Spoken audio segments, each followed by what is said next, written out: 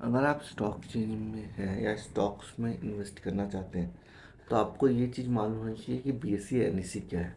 तो बेसिकली ये दोनों ही ट्रेडिंग प्लेटफॉर्म्स हैं। प्लेटफॉर्म्स मतलब ये जगह है जहाँ से आप ये बेचे और खरीदे जाते हैं स्टॉक्स।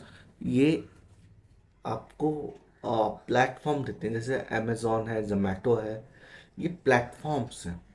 अमेज़ॉन भी एक तरह का प्लेटफॉर्म जहाँ पे ये ट्रेड्स होते हैं। तो आपको ये समझना होगा कि ये दोनों की अपनी कुछ खासियतें और कुछ कमियां हैं। तो एनईसी जो है वो 1992 में इस्टेब्लिश हुआ था। Almost 70% of the country trading volume goes through NEC. तो वहाँ पे वॉल्यूम बहुत ज़्यादा होता है और यहाँ पे करीब करीब 1900 फाइनेंशियल हब एक तरीका है ये, जहाँ पे 1900 कंपनीज लिस्टेड हैं। अब बीएसई जो है बॉम्बे स्टॉक एक्सचेंज, जो इस्टेब्लिश हुआ था 1875 में। और ये इसने पहला जो फ्लोर फॉर ब्रोकर्स स्टार्ट किया था 1995 में। और यहाँ पे ओवरऑल 5000 कंपनीज लिस्टेड हैं इन दिस एक्सचेंज। और ये वर्ल्ड का सबसे largest exchange in the world था जहाँ पे कंपनीज लिस्टेड हुई हैं। अभी आपको बेसिक मालूम चला चला गया। अब एनएससी में जैसे आप निफ्टी 15, निफ्टी 20, निफ्टी 100 देखते हैं, वो आपका एनएससी किया हो गया। तो वैसे ही बीएससी के अपने पैरामीटर्स हैं। अब इनमें डिफरेंस क्या है एनएससी और बीएससी में? आप जो शेयर खरीदेंगे किसी भी प्लेटफॉर्म से, उसमें कोई डिफरेंस नहीं। आप आइधर बीएससी से खरीदे, एनएससी से, आपको ओनरशिप सेम मिलेगी। लेकिन एज ए ट्रेडर ये आपका मतलब कि आपको आप ह्यूज वॉल्यूम में कर रहे हैं तो आपकी प्रेफरेंसेस ज़्यादा आएंगी फिर, जो डे टू डे ट्रेड कर रहे हैं। तो एनएससी में जो ट्रेडिंग वॉल्यूम होता है वो सबसे ज़्यादा होता है कंपेयर टू पीएससी। तो ये एक सबसे बड़ा डिफरेंस है।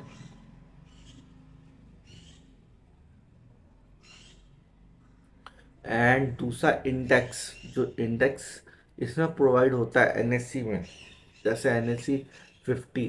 तो ये सब, ये खाली इसी में, बीएससी ऐसा कर कुछ नहीं है। तो बीएससी के मेरे को शायद मेरे नॉलेज में है या नहीं है, लेकिन उनके में नहीं है। जैसे निफ्टी में, तो निफ्टी 50 में टॉप इंडिया की 50 जो वेरी स्टैब्लिश कंपनीज हैं उनके बारे में डिटेल में दिया हुआ है, तो आप उधर से जाके देख सकते हैं। और और इनके रूल्स भी थोड़े डिफरेंट हैं इन केस ऑफ लिस्टिंग।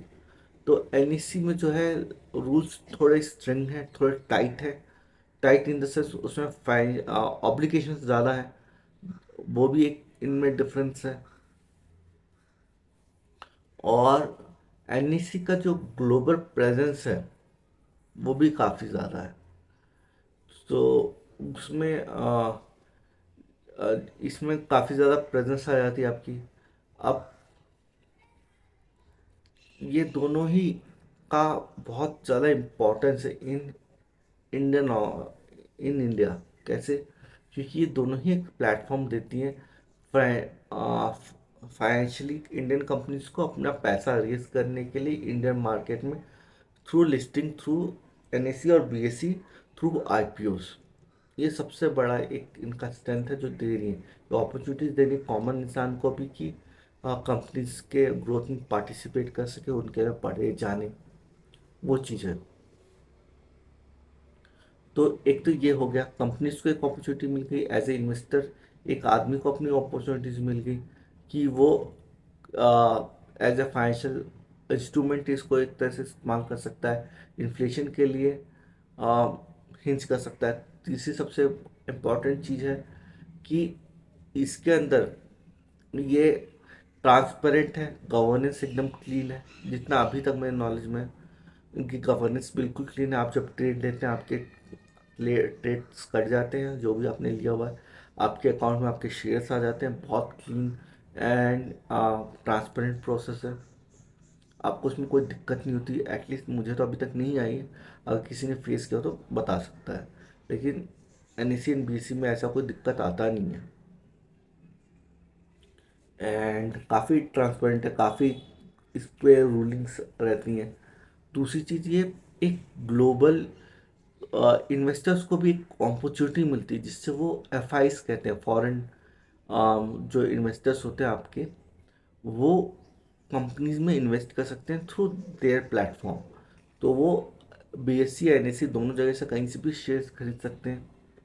तो उनके लिए भी एक अपॉर्चुनिटी मिल जाती है, उनको भी एक डायरेक्ट पाथ मिल जाता है कि वो डायरेक्टली आके कंपनीज के शेयर होल्ड कर सकते हैं in large quantity. End of day उनको भी एक क्लीन रूट मिल गया, जिसके लिए उनको कंपनी के बारे में भर भर भड़कना नहीं पड़ रहा है, ढूंढना नहीं पड़ रहा है। एंड इंक्लूजन वो सबसे बड़ी अपॉर्चुनिटी है। अगर आप एक्चुअली में इन डिटेल किसी कंपनी के बारे में जानना चाहते हैं, तो आप किसी वेबसाइट पे ना जाएं। मेरे को लगता है पर्सनली कि अगर आपको नहीं समझा, 10 second website is more than enough. लेकिन आप इन डिटेल किसी कंपनी के बारे में जानना चाहते हैं, उनके लेटर्स जो भी है, तो एन पे आप किसी भी कंपनी में चले जाएँ, NSE.com जो भी है, या BC.com। वहाँ पे आपको लिस्ट ऑफ ऑर्गेनाइजेशन, जो भी कंपनी आप वहाँ पे लिस्टेड है, वहाँ पे आप डालिए, उनके फाइनेंशियल डिटेल्स आ जाएंगे, उनकी कॉर्पोरेट एक्शंस क्या है, उनकी बोर्ड मीटिंग्स कब है, A to Z डिटेल्स आ जाएंगे। अगर आपको निफ्टी 50 के बारे में पता करना है, तो कुछ नहीं, उनकी NSE की वेबसाइट पर चलिए, निफ्टी 50 के बारे में सर्च कर लीजिए। उनके बहुत से पैरामीटर्स हैं, निफ्टी बैंक है, निफ्टी FMGC है, उनके हर सेक्टर के उनकी लिस्ट है। आप वहाँ से PDF डाउनलोड करके उन डिटेल में जा सकते हो। बहुत अच्छा ये इनका है कि आपको पूरा बना बनाए दे देते हैं। अगर आपको एक तरह से वो आपका ये क्रिएट करके दे देते हैं कि आपको ज़्यादा रिसर्च करने की जरूरत नहीं पड़े। जब मैंने स्टार्ट किया था तो मेरे को इतना ज़्यादा नॉलेज नहीं था, लेकिन हाँ, चीज़ें देखते देखते मालूम चली कि नहीं यार, दूसरी वेबसाइट पे इतना नहीं जाने की ज़रूरत होती। आप उसको इन डेप्थ काफ़ी ज़्यादा एक्सप्लोर कर लें तो आपको नॉलेज काफ़ी ज़्यादा आ जाएगी। हाँ, हो सकता है कि आपको शायद उनकी फाइनेंशियल रिपोर्ट्स पढ़ने में दिक्कत हो या समझने में दिक्कत हो, तो दूसरे वेबसाइट पर थोड़ा ईजियर वे में एक्सप्लेन किया हो, ईजियर चार्ट वे वाट लगा के एक्सप्लेन करने की कोशिश की हो, जो मच बेटर है, मच ईजियर अंडरस्टैंड करने के लिए, प्रॉफिट कितना जा रहा है, कम जा रहा है, ज़्यादा आ जा रहा है। तो उससे इसमें काफ़ी ईज हो जाती है। लेकिन ओवरऑल किसी में भी इन्वेस्ट करें, ओनरशिप आपको सेम मिलनी, कोई डिफरेंस नहीं होता आपको।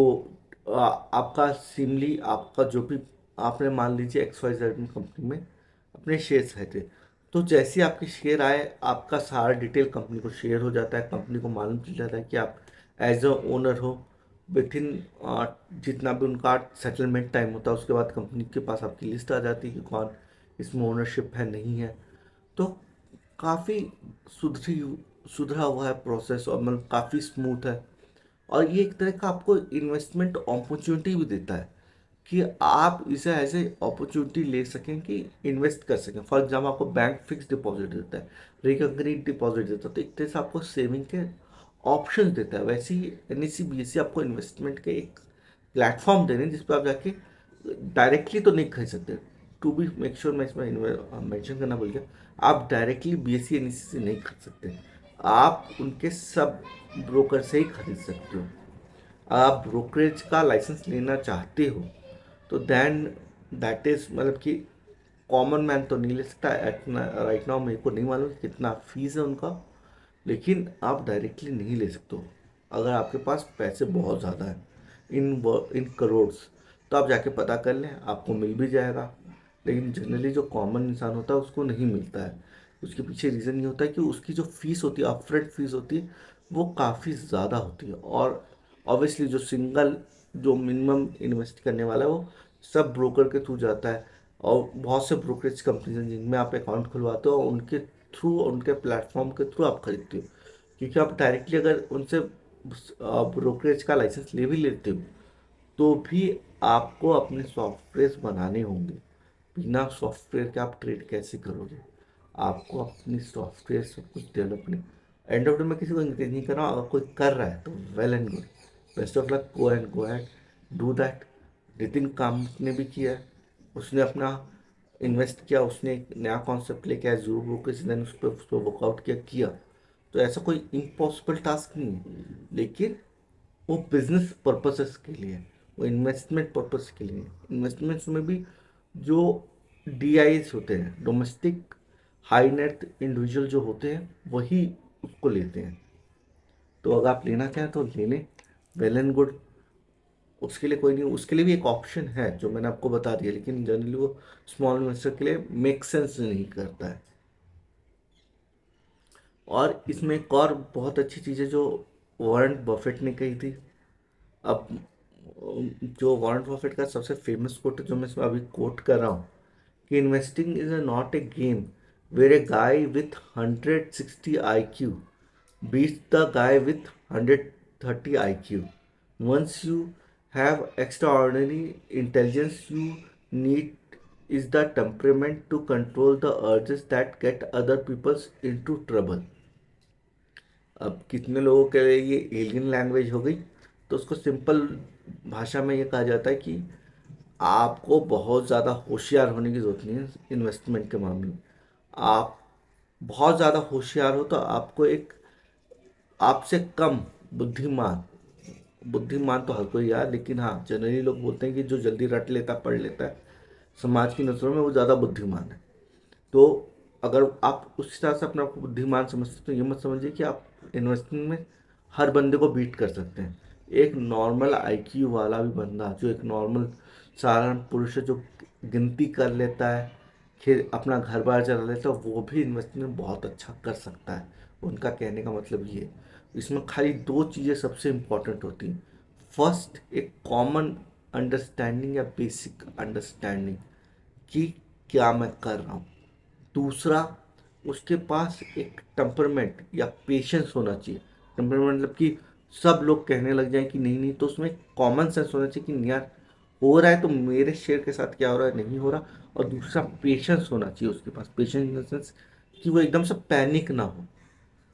पैनिक होने से आप जब आओगे तो पैनिक होने पे तो ऑलरेडी सारे मार्केट पैनिक है, मार्केट और करके गिरा हो, तो आप बेयर मिनट में बेच के भी निकलोगे तो कोई मतलब नहीं है। हाँ, आपकी रिक्वायरमेंट आपका कुछ है तो एक डिफरेंट बात है। तो ये एक बहुत फेमस कोट है, आप चाहिए तो इसको कहीं से लिख सकते हैं। वॉरेन बफेट के अपने एनुअल मीटिंग्स के रिपोर्ट्स लेटर्स वो अपने इन्वेस्टर्स को भेजते हैं, तो वो रेडिली अवेलेबल है इंटरनेट पे। आप चाहें तो मैं इसको डाउनलोड करके बता सकता हूँ कि क्या है क्या नहीं। लेकिन वॉरेन बफेट के जितने भी लेटर्स उसने अपने इन्वेस्टर्स को लिखे हैं, उसने बेसिकली उसमें दिया है कि मार्केट का वो व्यू कैसे देखते हैं, किस में उन्होंने इन्वेस्ट किया, ओवरऑल उनको एक तरह का गाइडलाइन देते हैं, और उससे काफ़ी लोगों ने बहुत कुछ सीखा है। मैं तो अभी तक क्या सीखा नहीं सीखा मैं नहीं कहूँगा, लेकिन हाँ बहुत से लोग कहते हैं काफ़ी अच्छे होते हैं उनके लेटर्स जो वो देते हैं। और दैट पॉइंट ऑफ टाइम वो काफ़ी अच्छा आउटलुक प्रोवाइड करता है कि मार्केट किस दिशा में जा रहा है। तो ये सबसे बड़ी चीज़ है इसके अंदर।